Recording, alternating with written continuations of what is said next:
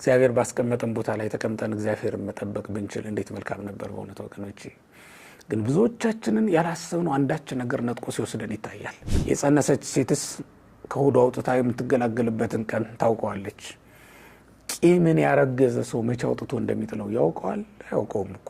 ከሰው ተረታ እስክንወጣ ድረስ አንዳንድ ጊዜ ብዙ ስቃይ ብዙ መከራ እንቀበላለን። ለምን? በዓለም ውስጥ በጣም ብዙ የሚያደክሙ ነገሮች ስላሉ ነው። መልካችን እስኪለወጥ ድረስ ሊያደርሱ የሚችሉ ነገሮች። ህይወት ከባድ ናት። ለዚህ አይደል እንደ ኢዮብ ህይወት ብርቱ ሰልፍ ናት ብሎ የተናገረው እኮ ለዚህ ነው። እየቀላወጥን የትም በበላ ነው ምግብ ኃይል በምናገኘው ኃይል ነፍሳችንን ነፃ የምናወጣት ይመስላችኋል? እውነት ለመናገር ነፍሳችንን እኮ በገንዘብ ብዛት ነፃ እናወጣትም። እውነት ነው። በዚህ ዓለም ባሉ እስር ቤቶች ውስጥ ያሉ የወደቁ እንደወድቁ የተፈረደባቸውን ሰዎች ገንዘብ ከፍሎ ነፃ ማውጣት ይቻል ይሆናል። ኃጢአተኛውን ጻድቅ አድርጎ ማዳን ይቻል ይሆናል። ግን የተኮነነችን ነፍስ ገንዘብ ሰጥቶ ነፃ ማውጣት ይቻላል እንዴ? የታሰረችን ነፍስ በኃጢአት ማስፈታት ይቻላል እንዴ? መማር ምን ጥቅም አለው? የመንፈስ ቅዱስ ስጦታ ካልተሰጠን በስተቀር ወገኖች፣ በመንፈስ ቅዱስ ጸጋ ካልሆነ በስተቀር ቤተክርስቲያን ውስጥ በእውቀት ማገልገል ይቻላል እንዴ? የመንፈስ ቅዱስ ጸጋ ካልታከለበት በስተቀር እውቀታችን ብቻውን ቤተክርስቲያንን ሊያቆማት ይችላል? በፍጹም። በስመ አብ ወወልድ ወመንፈስ ቅዱስ አሐዱ አምላክ። ምሕረትና ቸርነቱን አባታዊ ፍቅሩን ከኛ ያላራቀ የአባቶቻችን አምላክ እግዚአብሔር በሰማይ በመላእክቱ በምድርም በቅዱሳኑ አንደበት ፈጽሞ የተመሰገነ ይሆንልንና በያላችሁበት የእግዚአብሔር ሰላም ይድረሳችሁ። የተወደዳችሁና የተከበራችሁ የልዑል አምላክ የሕያው እግዚአብሔር ቤተሰቦች ሁላችሁም እንደምሰነበታችሁ። በአማን ተንሥአ እግዚእነ ኢየሱስ ክርስቶስ አምላካችን መድኃኒታችን ኢየሱስ ክርስቶስ የተነሳበት ወይም ትንሣኤውን የምንናገርበት ወራት ላይ ነው የምንገኘው። እንዲሁም በዓለ ዕርገቱንም አክብረን አሁን ወደ በዓለ ሃምሳው ፍጻሜ ላይ እየተጓዝን ነው የምንገኘውና እንዴት ሰነበታችሁ? በዓለ ትንሣኤው በዓለ ዕርገቱ እንዴት ነው? በጥሩ ሁኔታ እንዳሳለፋችሁ ተስፋ አደርጋለሁ። ስለ ሁሉም ነገር የአባቶቻችን አምላክ እግዚአብሔር ስሙ ለዘላለም የተመሰገነ ይሁንና እንደ ሁልጊዜውም ዛሬም የቤተ ክርስቲያናችንን ትምህርት በዚህ መልኩ ለማቅረብ መጥቻለሁ። ቤተ ክርስቲያናችን በተለይ ደግሞ ዛሬ ስለ በዓለ ሃምሳ የምታስተምረውን ትምህርት ነው ዛሬ የማቀርበው ማለት ነው። ወይም ሐዋርያት መንፈስ ቅዱስን የተቀበሉበት ቀን ደርሷል። በዓሉ የምናከብርበት ቀን ደርሶልናልና እሱን ነው እንግዲህ ዛሬ የምናስታውሰው ማለት ነው። የትምህርታችን የሚመሰረተው ወይም መሰረታዊ ታሪክ የሚገኘው በሐዋርያት ሥራ ምዕራፍ 2 ከቁጥር 1 ጀምሮ በሚገኘው የመጽሐፍ ቅዱስ ክፍል ላይ ነው ማለት ነው። እግዚአብሔር እንደፈቀደልን መንፈስ ቅዱስ እንዳገዘን መጠን ጥቂት እንነጋገራለን። የቤተክርስቲያን አባቶች ካስተማሩን ትምህርት ጋራ በማገናኘት በማያያዝ የመጽሐፍ ቅዱስን ቃል መነሻ አድርገን ትምህርታችንን እንቀጥላለን። በረድኤት እኔንም ለመናገር እናንተንም ለመስማት እንዲያበቃን ቅዱስ ፈቃዱ ይሆንልን። አምላካችን መድኃኒታችን ኢየሱስ ክርስቶስ ከዚህ ዓለም ወይም ደግሞ ከሐዋርያት መካከል ተለይቶ ወደ ሰማይ በሚያደርግበት ጊዜ 3 ቃል ኪዳኖችን ነግሯቸው ነበረ፣ ገብቶላቸው ነበረ። 3ቱም በጊዜው ሁሉ የሚፈጸሙላቸው በጊዜው ሁሉ ለቤተ ክርስቲያን ሲሰጡ ሲፈጸሙ የሚኖሩ የተስፋ ኪዳኖች ናቸው። አንደኛው በማቴዎስ ወንጌል ምዕራፍ 28 ቁጥር 20 ላይ የምናገኘው እስከ ዓለም ፍጻሜ ድረስ ከእናንተ ጋር ነኝ የሚለው ነው። እስከ ዓለም ፍጻሜ ድረስ በሚለው ለጊዜው በነበሩ በሐዋርያት ላይ ያደረ የመንፈስ ቅዱስ ስጦታ ወይም ለጊዜው በነበሩ በሐዋርያት ላይ ፊቱ ላይ አብረውት በነበሩት ደቀ መዛሙርቱ አድሮባቸው የሚኖረው አምላካችን እግዚአብሔር አሁንም እስከ ዓለም ፍጻሜ ድረስ በሚነሱ መምህራን ላይ አድሮ ይፈርዳል፣ በሚነሱ መምህራን ላይ አድሮ ያስተምራል። እስከ ዓለም ፍጻሜ ድረስ የሚነሱ መምህራን የቤተክርስቲያን መምህራን እውነተኛ የቤተክርስቲያን መምህራን ከሆኑ እሱ ያደረባቸውና እሱ ያስነሳቸው መሆናቸውን የሚያረጋግጥልን ቃል ኪዳን ነው ማለት ነው። ይሄ እስከ ዓለም ፍጻሜ ድረስ ከእናንተ ጋር ነኝ የሚለው መድኃኒታችን ኢየሱስ ክርስቶስ ካረገም በኋላ እንኳን ቢሆን ከቤተክርስቲያን እንዳልተለየና በቤተክርስቲያን አድሮባት እንደሚኖር የሚያሳይ ቃል ነው። ስለዚህም ያቺ ቤተክርስቲያን ዛሬ በዚህ ቃል ኪዳን መሰረት ስጋውን እየበላች ደሙን እየጠጣች ቅዱስ መንፈሱን እየተቀበለች በልጅነት ትኖራለች ማለት ነው። ይሄ ከገባላት ቃል ኪዳን የተነሳ ነው። ከነዚህ ቃል ኪዳኖች መካከል ደግሞ አንዱ ይሄ አሁን ያነሳ ነው የተስፋ ቃል ነው ማለት ነው። ሌላው አምላካችን መድኃኒታችን ኢየሱስ ክርስቶስ ከማረጉ በፊት ከገባልን ቃል ኪዳኖች ዳግመኛ እመጣለሁ እወስዳችኋለሁ የሚለው ነው። በዮሐንስ ወንጌል ምዕራፍ 14 ቁጥር 2 ጀምሮ ስንመለከት የምናገኘው ቃል ነው። እንግዲህ እመጣለሁ እወስዳችኋለሁ፣ ለምን እዚያ ስፍራ አዘጋጅቼላችኋለሁ ነው። አሁንም የምሄደው ስፍራ ላዘጋጅላችሁ ነው የሚለውና መጥቶ እንደሚወስደን ቤተክርስቲያን የምታምነው የምትቀበለው እና የምትጠብቀውም ቀን ነው። ያ ቀን ቤተክርስቲያን በተስፋ የምትጠብቀው ቀን ነው። ያ ማለት ምን ማለት ነው? ክርስቶስ መጥቶ እስኪወስዳት ድረስ የምትጠባበቅ ሙሽራው ናት። የክርስቶስ ድንግል ሙሽራ ቤተክርስቲያን ናት በምድር ላይ ማለት ነው። ያቺ ቀን ለቤተክርስቲያን እንደ ሰርግ ቀን ትጠበቃለች። ክርስቶስ እንደ ወንድ ሙሽራ ንጹሕ ድንግል ሆኖ ታማኝ ሆኖ የሚመጣላት፣ እሷም ለክርስቶስ የታመነች ሆና ለሌላ ቃሏን ሳትሰጥ ለሌላ ልቧን ሳትሰጥ ፍቅሩን ሳትከፍል እሱን ፍለጋ ትኖራለች ማለት ነው። በመኃልየ ዘሰሎሞን ላይ እንደምናያት ሴት ምዕራፍ 4 ላይ ያለችው ሴት በቃ ፍቅሯን ፍለጋ የወደዳትን መውደድ እያሰበች ከተማውን ሁሉ ወጣ የከተማ ጠባቂዎች እስኪደበድቧት ድረስ ስትደበደብ እንደነበረችው ሴት ማለት ነው። እንደዚያች ሴት ሁሉ ወጣ ቤተክርስቲያን ትፈልገዋለች። ዛሬም ክርስቶስን ፍለጋ ላይ ናት ቤተክርስቲያን ማለት ነው። ክርስቶስን ፍለጋ ላይ በወጣችበት ግን የከተማ ጠባቂዎች ዘበጡን ወፈቁን እነሱ ግልባቤም ላይ ለርሴ ነው የምትለው ያቺ ቤተክርስቲያን። ያ ማለት ነው ያዙኝ፣ ደበደቡኝ፣ የራስ መሸፈኛዬንም ወሰዱብኝ ትላለች ቤተክርስቲያን። በዚህ ሁሉ መንገድ ላይ ተጋድሎ አለባት ማለት ነው። ያለ ተጋድሎ ክርስቶስ ያለበት ልትደርስ ስለማትችል ይሄንንም ተጋድሎ ደግሞ በሱ ቃል ኪዳን መሰረት ትጽናናበታለች፣ ትችለዋለች ማለት ነው። መከራውን ሁሉ እንድትቋቋመው እንድትችለው ያደረጋት ይሄ ቃል ኪዳን ነው። እመጣለሁ ዳግመኛ እወስዳችኋለሁ፣ እኔ ባለሁበት በዚያ ትኖሩ ዘንድ ነው ያለው። ሲጀመርስ እውነት ለመናገር ቅርንጫፍ ከግንዱ ተለይቶ ሊኖር ይችላል? ቅርንጫፍ ከግንዱ ተለይቶስ ሊያፈራ ይችላል? ቅርንጫፍ ከግንዱ ቢለይ ሕይወት ሊኖረው ይችላል? እንዴት ሆኖ ሊሆን ይችላል? ፍሬም የለውም፣ ሕይወትም የለውም። ዕጣ ፈንታውም ወደ እሳት እቶን ለመጣል ነው የሚሆነው። ወደ እቶን እሳት መጣል መጨመር ነው የሚሆነው ማለት ነው። ስለዚህ ያ ነገር እንዳይደርስብን ጉንዳችን ክርስቶስ፣ ጉንደ ሐረገወይን ተብሎ የተጠራው ኢየሱስ ክርስቶስ ስራችን መሰረታችን እሱ ነውና እሱ ካለበት በዛ እኛም ቅርንጫፎች ሆነን እንኖር ዘንድ መሄድን እንጠብቃለን፣ እንናፍቃለን ማለት ነው። ይሄ አንዱ የምንጠብቀው ቃል ኪዳን ነው፣ ለኛ የተገባ በሐዋርያት በኩል የተቀበልነው ቃል ኪዳን ነው ይሄ ማለት ነው። ሶስተኛው ቃል ኪዳን ዛሬ እንግዲህ የምናከብረው በዓለ መንፈስ ቅዱስ ነው፣ ወይም በዓለ ጰራቅሊጦስ ብለን የምንጠራው ማለት ነው። እሱን እሰጣችኋለሁ በሉቃስ ወንጌል ምዕራፍ 24 ቁጥር 50 ላይ የተገባው ቃል ኪዳን ማለት ነው። መንፈስ ቅዱስ ይሰጣችኋል፣ በኢየሩሳሌም ብትቆዩ ኃይል ከሰማይ ይሰጣችኋል ተብሎ የተገባለን ማለት ነው።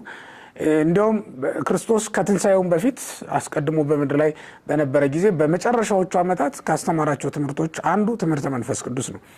ከዮሐንስ ወንጌል ምዕራፍ 14 እስከ ምዕራፍ 16 እነዚህ ሶስቱ ምዕራፎች ስንመለከት ትምህርተ መንፈስ ቅዱስ የተሰጠባቸው ምዕራፎች ናቸው ማለት ነውና እዛ ላይም የተሰጠው የተገባው ቃል ኪዳን እልክላችኋለሁ የሚል ነው።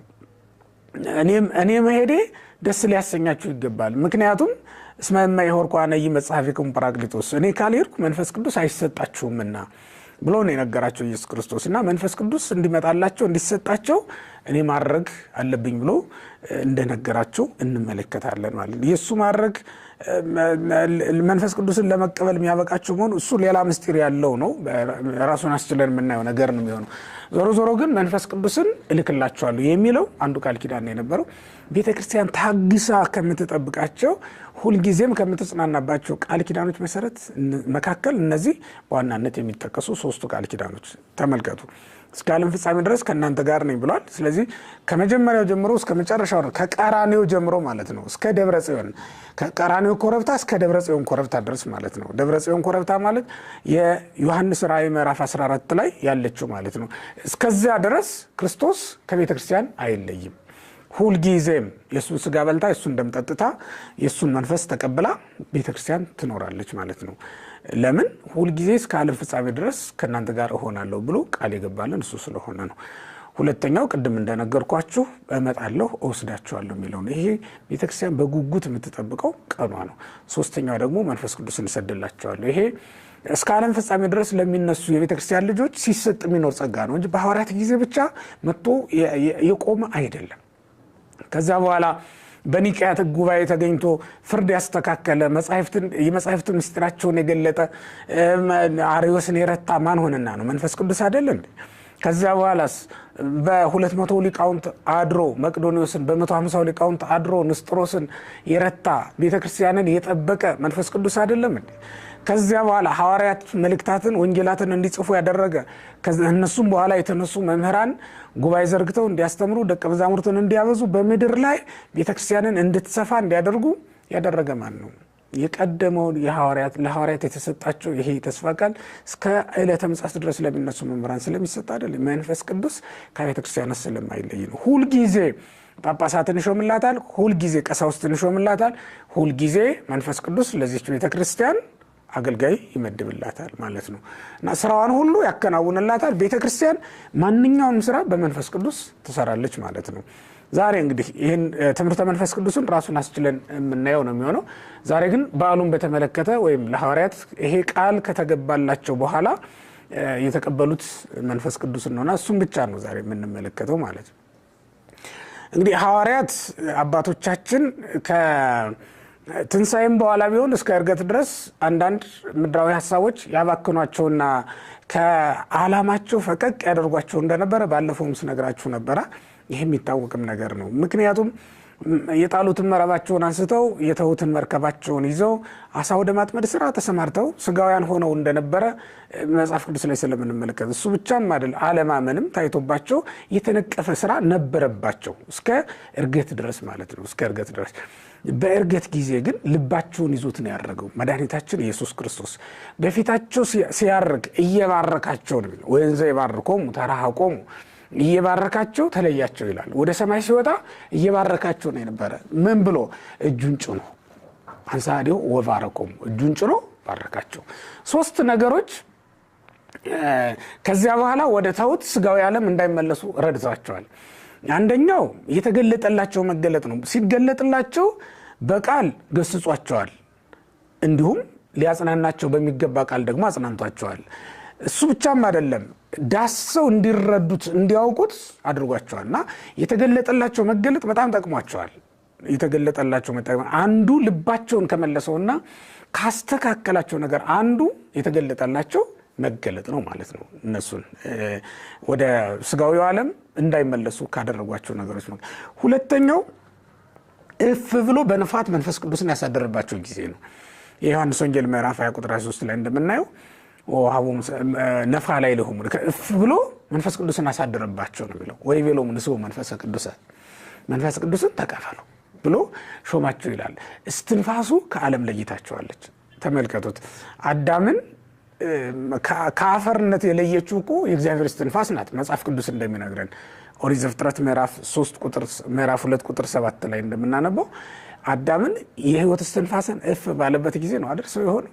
አዳም ሰው የሆነው ያው የሆነው ከዛ በኋላ እኮ ነው እንጂ ንጹህ ሸክላ ነው። የተበጀ በእጅ የተቀረጸ በመዳፍ የተበጀ ሸክላ ነው አዳም ማለት። ከዚያ ለይታ ሕያው ያደረገችው እስትንፋሱ ናት። ዛሬም ሐዋርያትን ከዓለማውያን ለይታ ከዓለማዊ ግብር አውጥታ መለኮታዊ ስራ ወደ መስራት የመለሰቻቸው ይህች እስትንፋሱ ናት ማለት ነው። ተመልከቱት። የተገለጠላቸው መገለጥ አለ። ሲቀጥል ደግሞ ላያቸው ላይ እፍ ያለባቸው እስትንፋሱ ከዓለም ቆረጠቻቸው ማለት ነው። በእስትንፋሱ ነው ያቆራረጣቸው ከዓለም ጋር። እኛንም እንዲለየን ቅዱስ ፈቃዱ ይሆነልን። እንዲህ አድርጎ መለሳቸው። እሱ ብቻም አይደለም፣ ቀጥሎ ደግሞ እጁን ጭኖ ባረካቸው ይላል። ያቺ ዓለምን የሰራባት እጁ ላያቸው ላይ ስታርፍ ከዓለም ለየቻቸው።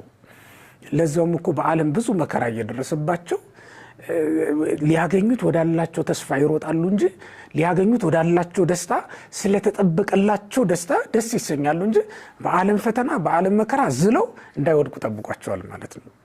ዝለን እንዳንወድቅ እግዚአብሔር በመዳፉ ካልደገፈን፣ ዝለን እንዳንወድቅ እግዚአብሔር በብርቱ ክንዱ ካልረዳን በስተቀር ዝለን እንድንወድቅ የሚያደርጉ ነገሮች እኮ እጅግ በጣም ብዙ ናቸው።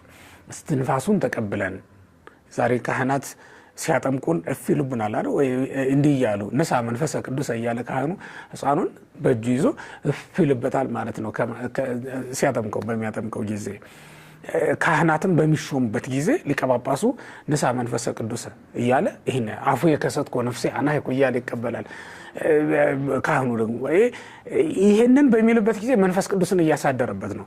በውስጣችን አድሮ ባለው የመንፈስ ቅዱስ ስልጣን ካልተቃወም ነው በስተቀር ዓለም ከባድ ነው። እውነት ለመናገር አይከብዳችሁም ብለን አይደለም። በነገራችን ላይ ሁላችሁ የጽድቅን ስራ ስናስተምር እኛም መክፈዱን ስለምናውቀው የማይረዳችሁ መምህር የማይረዳችሁ ካህን የለም በዚህ ምድር ላይ።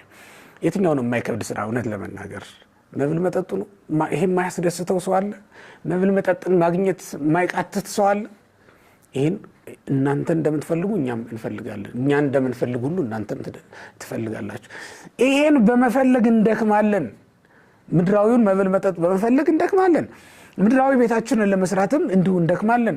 ከሰው ተርታ እስክንወጣ ድረስ አንዳንድ ጊዜ ብዙ ስቃይ ብዙ መከራ እንቀበላለን። ለምን? በዓለም ውስጥ በጣም ብዙ የሚያደክሙ ነገሮች ስላሉ ነው። መልካችን እስኪለወጥ ድረስ ሊያደርሱ የሚችሉ ነገሮች። ህይወት ከባድ ናት። ለዚህ አይደል እንደ ኢዮብ ህይወት ብርቱ ሰልፍ ናት ብሎ የተናገረው እኮ ለዚህ ነው ቅዱስ ኢዮብ። ስለዚህ በብርቱ ሰልፍ ውስጥ ስንሄድ የሚያግዘን የመንፈስ ቅዱስ ስልጣን በውስጣችን አለ። ከሱ በላይ ደግሞ እጁን ጭኖ የባረከን መባረክ በሐዋርያት አብራክ ውስጥ ሆነን እኮ በአብራከ ትምህርታቸው ውስጥ እኮ እኛም አለን። ይሄን ቡራኬ ተቀብለነዋል። ይሄን ካላቸው በኋላ ሐዋርያት ካዘዛቸው ትእዛዝ ፈቀቅ አላሉ አንድም ጊዜ እንኳን ማለት ነው። እንዲህ ብሏቸው ወዴት ነው ሄደው ሂዱ ያላቸው? ኃይልን እስክትለብሱ ድረስ በኢየሩሳሌም ቆዩ ነው ያላቸው ሐዋርያት። ከዛ በኋላ ከኢየሩሳሌም ስለመውጣታቸው ተጽፏል። እንዲያውም የእግዚአብሔርን ስራ እየሰሩ ጠበቁት ነው የሚለው እኮ። የሐዋርያት ሥራ ምዕራፍ 1ን ተመልከቱት። መንፈስ ቅዱስ እስኪመጣላቸው ድረስ እነሱ እየተሰናዱ ነው የነበረው፣ እየተዘጋጁ የነበረው፣ ጉባኤውን የጎደለውን እየሞሉ ነው የነበረው። በይሁዳ ፋንታ ማትያስን ተኩበት። ከዚያም ለጸሎት ይተጉ ነበረ። ከጌታ እናት ከማርያምና ከሌሎችም ሴቶች ጋር ለጸሎት እየተጉ ነበር ይላል። መንፈስ ቅዱስን እስኪለብሱ ድረስ እዛች ቁጭ በሉ የተባሉባት ቦታ፣ ተቀመጡ ጠብቁኝ የተባሉባት ቦታ ላይ ንቅንቅ ሳይሉ ጠበቁት ይላል። እግዚአብሔር ባስቀመጠን ቦታ ላይ ተቀምጠን እግዚአብሔርን መጠበቅ ብንችል እንዴት መልካም ነበር በእውነት ወገኖቼ። ግን ብዙዎቻችንን ያላሰብነው አንዳች ነገር ነጥቆ ሲወስደን ይታያል። ዘፈን የነጠቃቸው ብዙዎች ናቸው። የመናፍቃን ጉራ፣ የመናፍቃን ትምህርት ነጥቆ የጨረሳቸው እጅግ በጣም ብዙዎች ናቸው። የስጋ ደካማነት ከመንፈስ የለያቸው እጅግ በጣም ብዙዎች ናቸው። ብዙዎቻችን ስፍራችን ላይ እንዳንቆ ያድርጎናል። ካህኑ ያለው አሁን በስፍራው ነው። መነኩሴው ያለው አሁን በስፍራው ነው። ምእመኑ አሁን ያለው በስፍራው ነው። በተክሊል የተጋባው ሰው አሁን ያለው በስፍራው ነው። ስፍራችንን አለቀቅንም ትላላችሁ። ጣዕማችንን የሚያሳጡን ብዙ ነገሮች አልተፈራረቁብንም ትላላችሁ። በጣም ብዙ ነገሮች ከስፍራችን ንቅልቅል አድርገውናል። ብዙ ነገሮች አንዳንድ ጊዜ ይውላችሁ የናቅናቸውም ነገሮች ቆይተው ሊጥሉን ይችላሉ። እየተጠራቀሙ በሄዱ ቁጥር ማለት ነው። እያደጉ እየጣሉን ነው የሚሄዱት። ሐዋርያት ግን ከዛ በኋላ አልተንቀሳቀሱም። እንዲያውም ይላል እየጸለዩ ይጠብቁ ነበር። መጸለይን አምላካችን መድኃኒታችን ኢየሱስ ክርስቶስ በምድር ላይ ሳለ አስተምሯቸዋል፣ አሳይቷቸዋል። እንዲያውም ወደ ፈተና እንዳትገቡ ትጉና ጸልዩ ብሎ ብርቱ ማሳሰቢያም ሰጥቷቸዋል። ያችን የተነገረቻችሁን ትምህርት አስታውሰው ለጸሎት ይተጉ ነበር። መጽሐፍ ቅዱስ ራሱ ሲገልጸው ከማርያምና ከጌታ እናት ከማርያምና ከሌሎች ሴቶች ጋር ለጸሎት ይተጉ ነበር ነው የሚለው። ይጸልዩ ነበር አይደለም፣ ይተጉ ነበር ነው የሚለው። ይሄ ማለት ሌሊትና ቀን ደግሞ ደጋግመው መልሰው መላልሰው ያደርጉት ነበር ይላል። ለጸሎት ትጉ ወገኖቼ። መንፈስ ቅዱስን እንለብሳለን፣ ለጸሎት እንትጋ፣ ከሰማይ ኃይልን እንቀበላለን። እንዲህ እንደደከምን አንቀርም። አሁን እኮ በጣም በቀላል ኃጢአት እኮ ድል የምንነሳው ኃይል ከሰማይ ስላልተሰጠን ይሆናል። ምናልባትም ወገኖች በቀላል በማየት አይደል የምንሰናከለው። አሁን አንዲት ቃል ሰምተን አይደል 1 ዓመት የምንቀየመው፣ 1 ዓመት የምንታመመው። አንድ ቀን በተሰማች ኃይለ ቃል በተሰማች ክፉ ቃል ምክንያት 1 ዓመት ሙሉ ኃጢአት እየሰራን ኃጢአት በልባችን ተሸክመን እንኖራለን። የጸነሰች ሴትስ ከሆዷ አውጥታ የምትገላገልበትን ቀን ታውቀዋለች። ቂምን ያረገዘ ሰው መቼ አውጥቶ እንደሚጥለው ያውቀዋል? አያውቀውም እኮ። እንዲህ ሆነው የሚኖሩ እጅግ በጣም ብዙዎች ናቸው። ስለዚህ ለጸሎት እንትጋ፣ መንፈስ ቅዱስን እስክንቀበል ድረስ ማለት ነው። እና ሐዋርያት መንፈስ ቅዱስ እስኪመጣላቸው ድረስ ይህን ሲያደርጉ ነበር የጠበቁት። እንግዲህ መንፈስ ቅዱስን ከመቀበል በፊት ልናደርጋቸው የሚገቡ 3 ነገሮችን ከሐዋርያት እንማር። ልናደርጋቸው የሚገቡ ሶስት ነገር አሁን መንፈስ ቅዱስን ተቀበሉ ልንል ነውና ከመቀበላችን በፊት ግን ልናደርጋቸው የሚገቡ ሶስት ነገሮችን ልንገራችሁ። አንደኛው በታዘዝነው ቦታ ላይ መገኘት ነው። በታዘዝነው ቦታ ላይ መገኘት ነው። ጌታ ምንድነው ያላቸው ሐዋርያትን? በኢየሩሳሌም ቆዩ አይደል ያላቸው? የሉቃስ ወንጌል ምዕራፍ 24 ቁጥር 50 ላይ የተጻፈው ቃል ንበሩ ሀገረ ኢየሩሳሌም፣ በኢየሩሳሌም ቆዩ ያላቸው። ኢየሩሳሌም ማናት? የእግዚአብሔር ሀገሩ አይደለችም እንዴ? በማቴዎስ ወንጌል ምዕራፍ 5 ላይ እስመ ሀገሩ ይእቲ ለንጉሥ አባይ ተብላ የተጠራች የእግዚአብሔር ከተማ ተብላ የተጠራች ሀገር አይደለች እንዴ? ኢየሩሳሌም ማናት? ዳዊት የነገሰባት። ዳዊት ማለት የክርስቶስ የሥጋ አባቱ ነው። ኢየሩሳሌም ለአብርሃም በቃል ኪዳን የተሰጠችው ምድር ናት። በቃል ኪዳን የተሰጠችው ይቺ ኢየሩሳሌም የሰማያዊቷ ኢየሩሳሌም አንጻር ወይ ምሳሌ ናት። በአሁኑ አነጋገር ቤተክርስቲያን ማለት ነው ወገኖች። ምክንያቱም የሰማያዊቱ መንግስት አንጻር ይቺ አሁን የምንገኝባት ቤተክርስቲያን፣ አሁን የቆምንባት ስፍራ ቤተክርስቲያን ስለሆነች ነው። በሌላ ማነጋገር ኢየሩሳሌም የመንፈሳዊ ሕይወት ምሳሌ ነው ሲተረጎም ማለት ነው። በመንፈሳዊ ሕይወት ጸንቶ ስለመኖር ነው እየነገረን ያለው። ንበሩ ሀገረ ኢየሩሳሌም እስከትለብሱ ኃይለ እማርያም፣ በኢየሩሳሌም ቆዩ ኃይልን እስከትለብሱ ድረስ። እየቀላወጥን የትም በበላ ነው ምግብ ኃይል በምናገኘው ኃይል ነፍሳችንን ነፃ የምናወጣት ይመስላችኋል? እውነት ለመናገር ነፍሳችንን እኮ በገንዘብ ብዛት ነፃ እናወጣትም። እውነት ነው። በዚህ ዓለም ባሉ እስር ቤቶች ውስጥ ያሉ የወደቁ እንዲወድቁ የተፈረደባቸውን ሰዎች ገንዘብ ከፍሎ ነፃ ማውጣት ይቻል ይሆናል። ኃጢአተኛውን ጻድቅ አድርጎ ማዳን ይቻል ይሆናል። ግን የተኮነነችን ነፍስ ገንዘብ ሰጥቶ ነፃ ማውጣት ይቻላል እንዴ? የታሰረችን ነፍስ በኃጢአት ማስፈታት ይቻላል እንዴ? እንደዛ እኮ አይደለም። ስለዚህ ነፍሳችንን ነፃ ለማውጣት የእግዚአብሔር ቤተሰቦች ማድረግ ያለብን በኢየሩሳሌም መቆየት ነው፣ ኃይልን እስክንለብስ ድረስ በተለይ ደግሞ ማለት ነው። እና ኢየሩሳሌም እንድንቆይ ታዘዝን ኃይል ከለበስን በኋላ አይደለም እስክንለብስ ድረስ ነው። ተመልከቱት። ደካሞች ለምንድን ነው ቤተክርስቲያን መግባት የምትሰንፉት? እኔ ኃጢአተኛው ለዚህ ቦታ ማልገባው ለምን ትላላችሁ ወገኖች? ከስጋውና ከደሙ ለምን እንርቃለን? እኛ አይደለን ኃይል እስክንለብስ ድረስ አይደለም እንዴ በኢየሩሳሌም ቆዩ የተባልነው? ኢየሩሳሌም ማናት? ቅዱስ ቁርባን አይደለም እንዴ? ለኛ ኢየሩሳሌማችን እኮ በቁርባን መቆየታችን ነው። በኢየሩሳሌም ቆዩ ስንባል በቅዱስ ቁርባን ታተመን መጠበቅ ነው ክርስቶስን። ስለዚህ ደካሞችን ብንሆን እንኖራለን። ሲጀመር ማን ነው በእውነት በቤት ውስጥ ውድ ዕቃ እንዳለ ሁሉ ምናምንቴ መናኛ የሆነ ዕቃ የሌለበት ቤት ልታገኙ ትችላላችሁ? እናንተ ቤት ብንመጣ በውድ ዋጋ ከገዛችኋቸው ጌጣጌጦች፣ በውድ ዋጋ ከገዛችኋቸው ዕቃዎች ጀምሮ በምናምንቴ በመናኛ ዋጋ ወይም በነፃ የሰበሰባችኋቸው ዕቃዎች አይገኙም እንዴ? ሐዋርያችን መምህራችን ቅዱስ ጳውሎስ እንደተናገረው በአንድ ቤት ውስጥ የወርቅና የብር ዕቃ እንደሚኖር ሁሉ የሸክላ ዕቃም ይኖራል ብሎ እንደተናገረው ይህ ሸክላ ዕቃም ከወርቅ ዕቃ ጋራ አብሮ ሊኖር ይችላል ማለት ነው። እኛ ምናልባትም እንደ ሸክላ ዕቃ ሆነን በእግዚአብሔር ቤት መኖር እንችላለን። ቁጭ በሉ ተብለናል፣ ኑሩ ተብለናል። በዚያ ንበሩ ነው የተባለ ሀገረ ኢየሩሳሌም። በኢየሩሳሌም ቆዩ ያለን ራሱ እግዚአብሔር ነው። ስለዚህ ባዘዘን ስፍራ መቀመጥ ግዴታ ነው። መንፈስ ቅዱስን ከመቀበላቸው በፊት የፈጸሟት ዋና ትእዛዝ ይህች ናት ማለት ነው። ሁለተኛው ደግሞ ክርስቶስን ተከትሎ ልባቸው የወጣው መውጣት ነው። ወደ ሰማይ ነው ያደረገው። ስለዚህ ወደ ሰማይ ሲያደርግ ክርስቶስ ልባቸው አብሮ ነው ያደረገው። እዚህ ምድር ላይ ምንም አልቀራቸው። ምን አለን እዚህ ምድር ላይ? በእውነት ወገኖች ምን አለን? አሁን ምንታገለው፣ ምንጣላላው፣ ምንፋጀው ምን ኖሮን ነው እዚህ ምድር ላይ? የተስፋ ሀገር አለን አይደል እንዴ? አሕዛብ እኮ ስለሌላቸው ነው፣ ሌላ ስለሌላቸው ነው ይሄንን ዓለም ልቀቁልን እያሉን ያሉት። ይሄንን ዓለም እየፈለጉት ያሉት በብርቱ ፍለጋ፣ በብርቱ ትግል፣ በጦርነት እየወሰዱት ያሉት እየወረሱት ያሉት ሌላ ዓለም ስለሌላቸው ነው። እኛ ግን ሌላ ዓለም አለን ወገኖች። ምን ጠብቀው ከክርስቶስ ጋር አብሮ የሚያደርግ ልብ ሊኖረን ይገባል። እሱ ሐዋርያት መንፈስ ቅዱስን ከመቀበላቸው በፊት ካደረጓቸው ነገሮች መካከል የሚመደብ። ሶስተኛው ቅድም እንደነገርኳችሁ መጸለያቸው፣ ተግተው መጸለያቸው። እነዚህ ሶስቱ ወሳኝ ነገሮች ናቸው በህይወታችን ልናደርግ የሚገባ። የመንፈስ ቅዱስን ጸጋ እንቀበል ዘንድ ያስፈልገናል ወገኖች። ያለ መንፈስ ቅዱስ ጸጋ መጾም አይቻልም። ያለ መንፈስ ቅዱስ ጸጋ መጸለይ አይቻልም። ያለ መንፈስ ቅዱስ ስጦታ በቤተ ክርስቲያን ውስጥ በሃይማኖት ጸንቶ መኖር አይቻልም። በጣም ከባድ ነው። ዓለም ፈታኝ ናት ወገኖች። ጠላታችን ሰይጣን በጣም ዘደኛ ነው፣ ጥበበኛ ነው። እንዴት እንደሚጥለን ያውቃል። ሳይገዘግዝ የሚጥል ሲጥል እኮ ነው የሚታየው። እንዴት እንደገዘገዘን እንኳን አናውቅም። እኛ እኮ ማለት እንደ አብይ ነጌ ነን። አብይ ነጌ ወይም ደግሞ ትልቁ ዝሆን ማለት ነው። አብይ ነጌ ወይም ዝሆኑ መጥቶ የሚያርፈው ዛፍ ተጠግቶ ነው ይላሉ አዳኞች። ወይም ፊሳልጎስ በተባለው የቤተክርስቲያናችን መጽሐፍ ላይ እንደተጻፈው ማለት ነው። ይመጣል መሬት እንዳይተኛ መነሳት አይሆንለትም። ስለዚህ ምንድነው የሚያደርገው? ማረፍ ሲፈልግ ዛፍ ተጠግቶ ያርፋል። አዳኞች ይህን ያውቃሉ። ስለዚህ ምን ያደርጋሉ? ይመጡና የሚደገፈውን ዛፍ ከርክረው እንዳይጠረጥር አዲስ እንዳይሆንበት ጭቃ ቀብተውት ይወዳሉ። ለመውደቅ ጥቂት ሲቀረው ማለት ነው ዛፉ። ዝሆኑ ከባድ ስለሆነ ይመጣና ሲጫነው ይወድቃል ዛፉ። ያን ጊዜ ምን ይሆናል? ዝሆኑ አብሮ ይወድቃል ማለት ነው። ጠላታችን እንዲህ አይነት ነው። ተመልከቱት። እኛ እንደ አብይ ነጌ በየዋህነት ስንመላለስ እንዴት ቆርጦ እንደሚጥለን ያውቀዋል። ባልጠረጠርነው መንገድ ይጥለናል።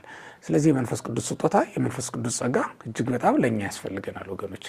ያለ መንፈስ ቅዱስ ጸጋ ሐዋርያት ማገልገል ስለማይችሉ ነው ጠብቁ የተባሉት፣ በኢየሩሳሌም ቆዩ የተባሉት። ይህ መንፈስ ቅዱስ ስጦታ እስክንቀበል ድረስ ተግተን መጸለይ፣ ልባችንን ወደ ሰማይ ማውጣት፣ በኢየሩሳሌም መቀመጥ ይኖርብናል። ያ ከተሰጠን በኋላ ካህናት መሆን እንችላለን። ካህን ብንሆን እንባርካለን፣ መምህር ብንሆን እናስተምራለን፣ ዲያቆን ብንሆን እንላላካለን። አሁን ዲያቆኑን ብትልኩት አይላክም፣ ካህኑን ብትጠሩት አይባርክም።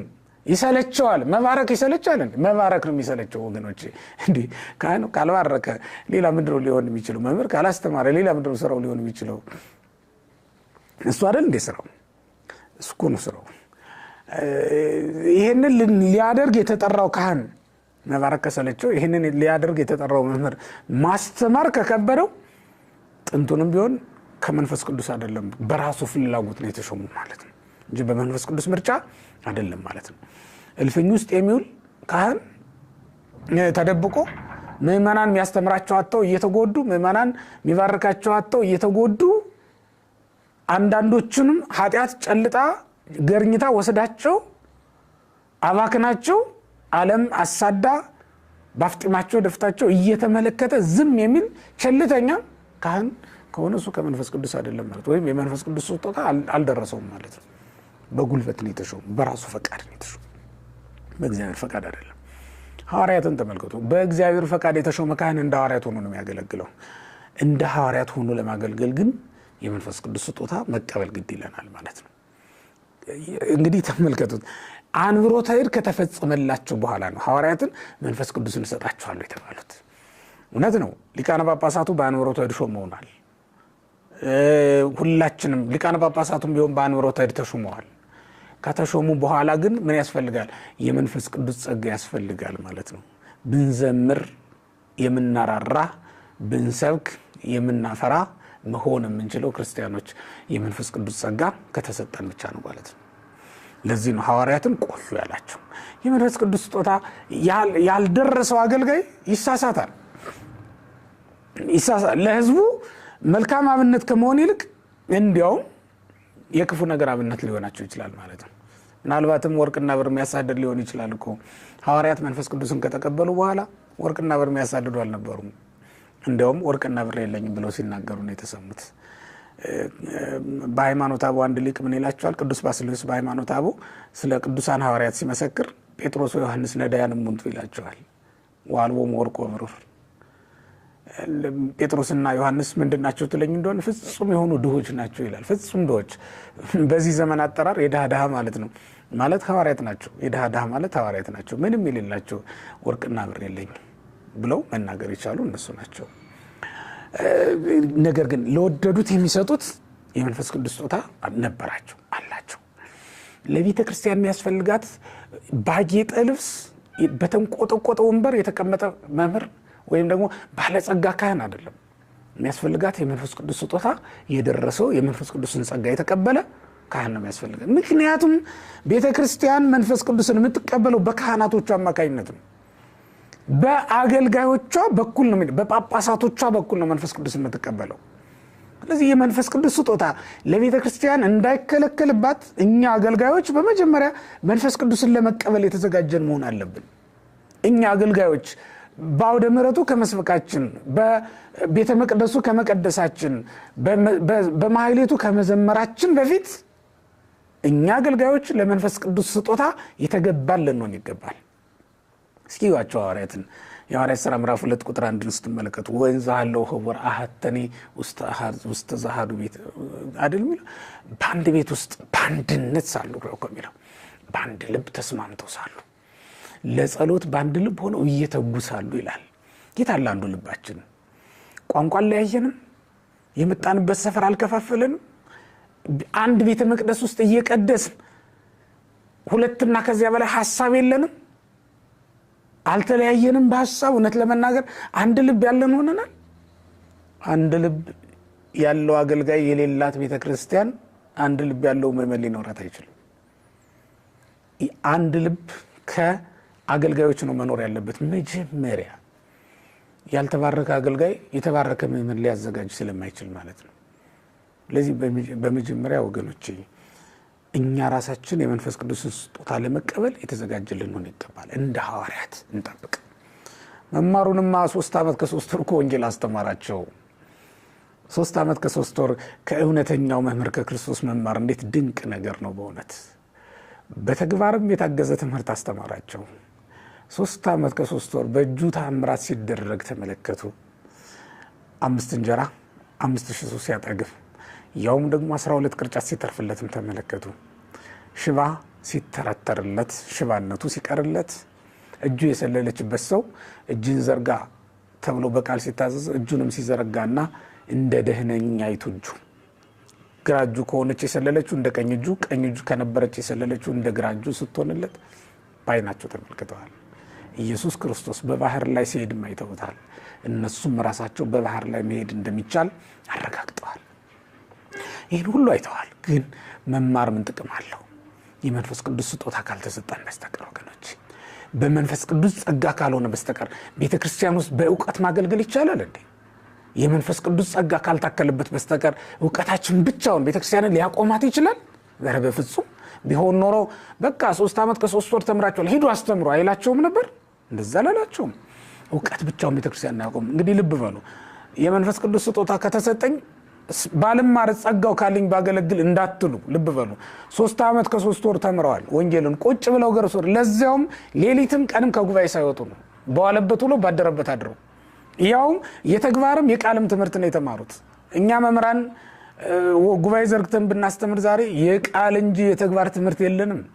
እሱ ግን የቃልም የተግባርም መምህር ነው። አስተማራቸው። በቃሉም በስራውም በኑሮም አስተማራቸው። በሁሉም ነገር ምናኔን እሱ አድርጎ አሳያቸው። ወርቁንም ብሩን ጣሉት ሲላቸው እሱ ወርቅና ብር ሳይኖረው ታያቸው፣ አገኙት። እንደዛ ነው ያገኙት። እሱን ነው የመሰሉት፣ እሱን ነው ያስመሰላቸው። እኛ ደቀ መዛሙርቶቻችን እኛን ይምሰሉ ብንል እንኳን በእውነት የታለ የጣል ነው ዘረኝነት? የታለ የተው ነው ከንቱ ውዳሴ? የታለ የተው ነው ዓለማዊነት፣ ሽቅርቅርነቱ? ይሄ በእኛ ይብስ የለም እንዴ? በመምህራኑ እንዲያደርገን ነው እንዴ? ቤተክርስቲያን በልዩ ልዩ መንገድ የሚደግፉ የሚያገለግሉ ደቀ መዛሙርት ማፍራት የሚቻለው እንደዚሁ ነው? እንደዛ እኮ አይደለም።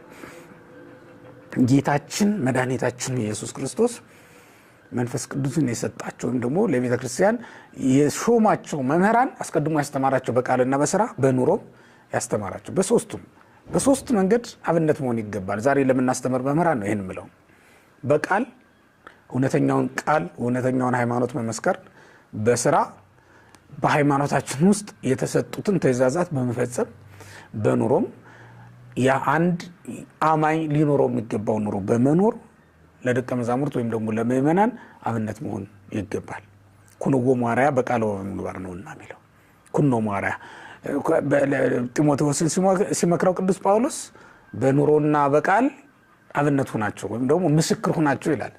ምስክርነት እኮ በአደባባይ በአይሁድ አደባባይ ወይም በአላውያን አደባባይ አይደለም ብቻ አይደለም የሚሰጠው፣ በምእመናን ፊትም ክርስቲያን ሆኖ መገኘት ትልቅ ምስክርነት ነው። አባ ገሌ አይዋሹም፣ ቄስ ገሌ አይዋሽም መባል እንዴት ደስ የሚል ነገር ነው በእውነቱ።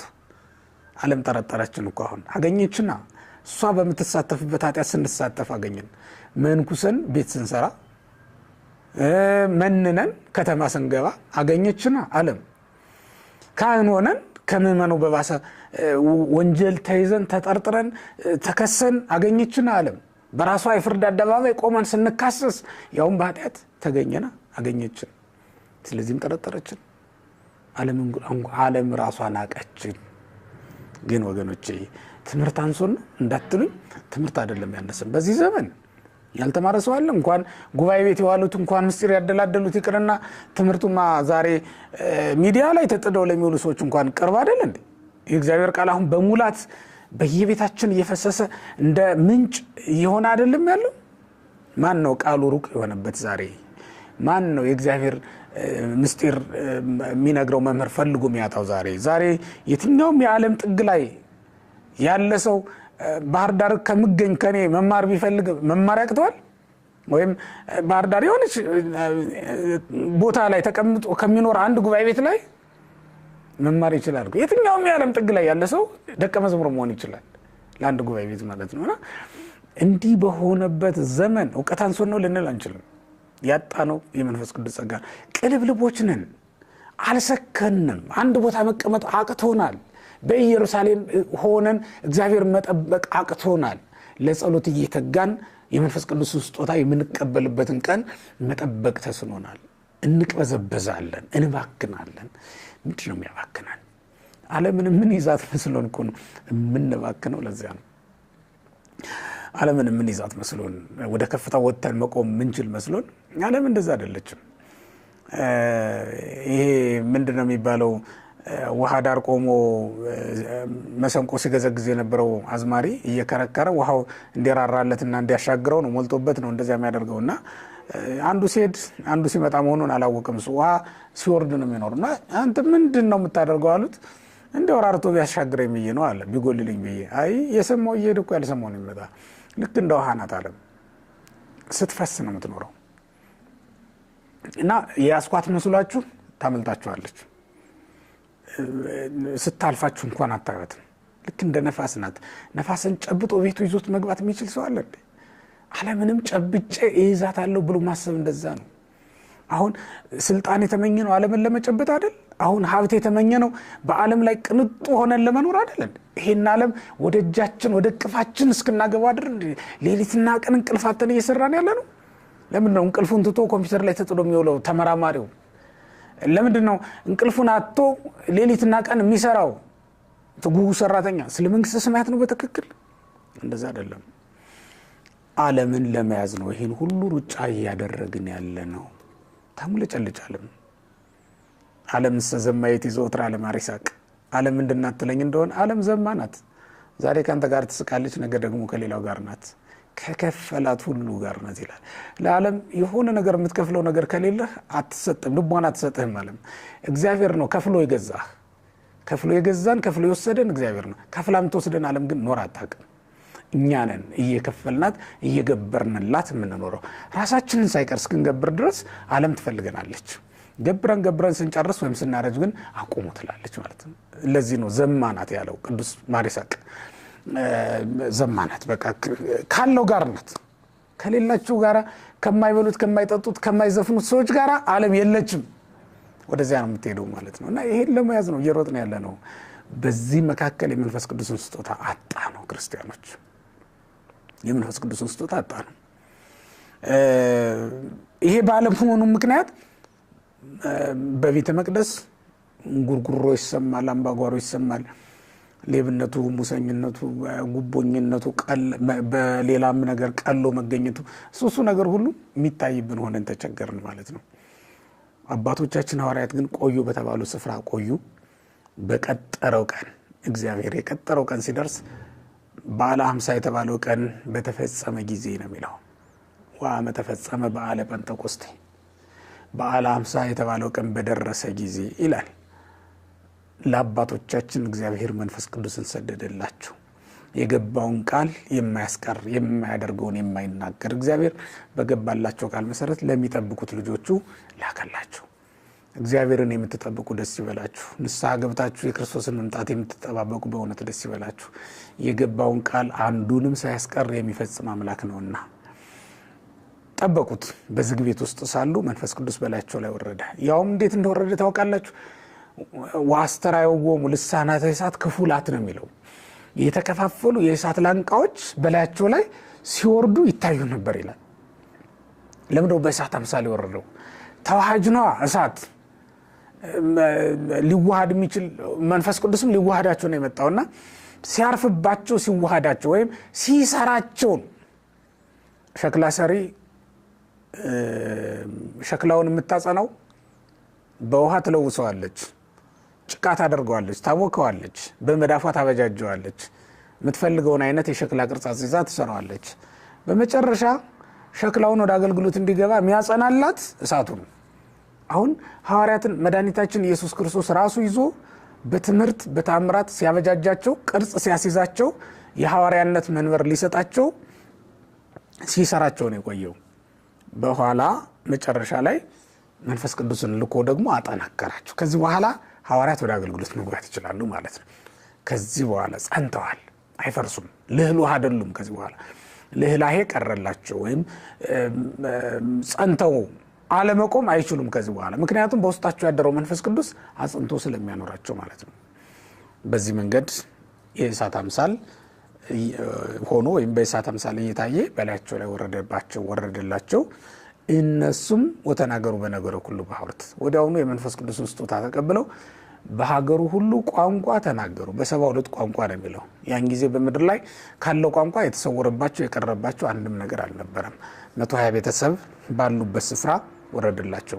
ለሐዋርያት ለ12ቱ ማለት ነው 72 ቋንቋ ተገልጾላቸዋል። ለሌሎቹ እንዳስፈላጊነቱ እንደ ጸጋቸው እንደ ብቃታቸው እስከ 15 ቋንቋ ድረስ የተገለጠለት አለ። ከ15 በታች ነው የሌለው ማለት ነው። ከዛ በላይ ያለው ቋንቋ ሁሉ ተገልጾላቸዋል ማለት ነው። ዓለም ስትከፈል በ72 ቋንቋ ነበር የተከፈለችው። በዓለም ያሉ ቋንቋዎችን ሁሉ መንፈስ ቅዱስ ገለጠላቸው ማለት ነው። አሁን ከዚህ በኋላ አገልግሎት ጀመሩ። በሀገሩ ሁሉ ቋንቋ መናገር ጀመሩ። ወዲያውኑም በእለቱም እሸት ይዘው ቀሩ። ይሄ በዓል በነገራችን ላይ በዓለ ሃምሳ በዓለ ሰዊት ተብሎ ነው በአይሁድ ዘንድ የሚከበረው። በኦሪት ዘጸአት ምዕራፍ 23 ላይ ታሪኩን እናገኘዋለን። እስራኤል በአምላክህ በእግዚአብሔር ፊት ባዶ እጅህን አትታይ ተብለው ስለታዘዙ እሸት ነዷቸውን ይዘው የሚመጡበት በዓል ነው የነበረው እና ባዶ እጃቸውን አይታዩም ነበር። ሐዋርያት በዚህ ቀን በእግዚአብሔር ፊት ባዶ እጃቸውን እንዳይታዩ የመጀመሪያውን የስብከት እሸት ለሕዝቡ አቀመሱና የመጀመሪያውን የምእመናን ሕይወት ለእግዚአብሔር አቀረቡ ማለት ነው። 3000 ነፍሳት በአንድ ቀን ተጠመቁላቸው። እሸት ይዞ እንደመቅረፍ በዓለ ሃምሳ ላይ ወይም በዓለ ሰዊት ላይ አይሁድ ልማዳቸው በእግዚአብሔር ፊት ባዶአቸውን አለመታየት ነበረ። ሐዋርያትም ዛሬ ባዶ እጃቸውን አልታዩም። 3000 ነፍሳትን አጠመቁ። እመኑ፣ በጌታ በኢየሱስ ክርስቶስ ስም እመኑና ተጠመቁ፣ ንስሐ ግቡ አላቸው። ንስሐ ገብተው ለመዳን የሚያደርሳቸውን እውቀት አውቀው ወደ መዳን ደረሱ ማለት ነው። በዚህ መንገድ 3000 ነፍሳትን አጥምቆ ቅዱስ ጴጥሮስ በአንድ ቀን ስብከት ወደ መንግስተ ሰማያት እንዲጨመሩ አድርጓል ማለት ነው። በቤተ ክርስቲያን ላይ የተሾማችሁ አባቶች፣ ሊቃነ ጳጳሳት፣ በቤተ ክርስቲያን ላይ የተሾማችሁ መምህራን፣ በቤተ ክርስቲያን ላይ የተሾማችሁ አገልጋዮች በጠቅላላው በእውነት በእግዚአብሔር ፊት ባዶ እጃችንን እንዳንታይ በእግዚአብሔር ፊት ይዘነው ምን ቆም ስጦታ እንዳናጣ መትጋት ይኖርብናል። የመምህር ስጦታው የምእመናን ሕይወት ነው፣ ሌላ ነገር አይደለም። ከመምህራን የሚፈልገው እግዚአብሔር የመምህራን አስራታቸው የመምህራን ስጦታቸው እግዚአብሔር ከነሱ ሊቀበለው የሚፈልገው ስጦታ ምእመናን ናቸው። ንስሐ እንዲገቡ አድርገን ወደ እግዚአብሔር መንግስት የጨመርናቸው ነፍሳት ስንት ይሆኑ? ይልቁንም በተቃራኒው የእኛን ክፉ ግብር አይተው ተሰናክለው ከአገልግሎት የራቁ ከቤተክርስቲያን የሸሹ እንደው ከቅጽረ ቤተክርስቲያን አያድርሰኝ እሳቸው ባሉበት አልሄድም ብለው የሄዱ በጣም ብዙዎች ናቸው። ከዚህ ይሰውረን እግዚአብሔር። ክርስቶስ በመጣ ቀን ምን ይዘን እንቀርባለን? ምን ይዘን በፊቱ እንቆማለን? ሐዋርያው ቅዱስ ጴጥሮስ እሸት ነው ይዞ የቀረበው። በመጀመሪያ እግዚአብሔርም አበዛለት። እኛንስ እግዚአብሔር ይረዳን አይደል እንዴ? በእውነት እኛ ከሰው በላይ አውቀን ነው የምንሰብከው? ከሰው በላይ ስላወቅን ነው የምንናገረው? ከሰው በላይ ስላወቅን ነው ልዩ ጸጋ ስላለን ነው የምንዘምረው? እግዚአብሔር ይረዳናል፣ በዚህ አገልግሎታችን ደግሞ የሚድኑ ነፍሳትን ያበዛልናል ብለን አስበን አምነን እኔ እግዚአብሔር በሚያውቀው ለሕዝብህ ለወገኖችህ ቃልህን ንገራቸው ብዬ ካልሆነ በስተቀር እንዴት እቆማለሁ መድረክ ላይ? ጌታ ሆይ እኔን አትመልከት፣ ግን ለወገኖችህ ቃልህን ንገራቸው እለዋለሁ። ሁልጊዜም ስነሳ ከመነሳቴ በፊት ይሄን እለዋለሁ። ለሕዝቡ ቃሉን ለሐዋርያት ቃሉን የሰጠ እግዚአብሔር ዛሬም እዚያ ወደ ምሕረት ላይ ለተሰበሰበው ሕዝብ ቃሉን ይሰጣል። በዚህ መሰረት ነው የሚሰበከው ወንጌል። የሚድኑ ነፍሳትን የሚጨምርልን ራሱ እግዚአብሔር ነው ማለት ነው። እንግዲህ የተወደዳችሁ እግዚአብሔር ቤተሰቦች ዛሬ ደስ ብሎናል። የመንፈስ ቅዱስን በዓል አክብረናል። ከሐዋርያት ጋር እንደ ሐዋርያት ሆነን በእውነት ዛሬ መንፈስ ቅዱስን ተቀብለናል። በዚህም ደስ ብሎናል። ሲያርግ አይተን ልባችንን ከሱ ጋር አብረን ያሳረግነው ምድሩን ሲለቅ ክርስቶስ አብረን እኛም ምድሩን ለቀናል። የመንፈስ ቅዱስን ስጦታ ደግሞ ዛሬ ተቀብለናል። በምድር ሁሉ ላይ ድልን የሚያጎናጽፈን ዛሬ የተቀበልነው ስጦታ ነው ማለት ነው። ቤተክርስቲያን ሁሉ ጊዜ ድል ስታደርግ እንጂ ድል ስትነሳ ማትታየው ከዚህ ኃይል የተነሳ ነው ማለት ነው። ይሄን ኃይል ተቀብለናል። ምእመናን እንኳን ደስ አላችሁ። እግዚአብሔር የገባውን ቃል ኪዳን ፈጽሞልናል። ስለነበረን ጊዜ ሁሉ የአባቶቻችን አምላክ እግዚአብሔር ስሙ የተመሰገነ ይሁን። እንግዲህ ይሄንን ዛሬ ካልኩ በቀጣዩ ቪዲዮ ደግሞ ትምህርተ መንፈስ ቅዱስን ይዤ እመጣለሁ። መንፈስ ቅዱስ ለአብያተ ክርስቲያናት በሚል ርዕስ የመንፈስ ቅዱስን ትምህርት ደግሞ ለማቅረብ እሞክራለሁ።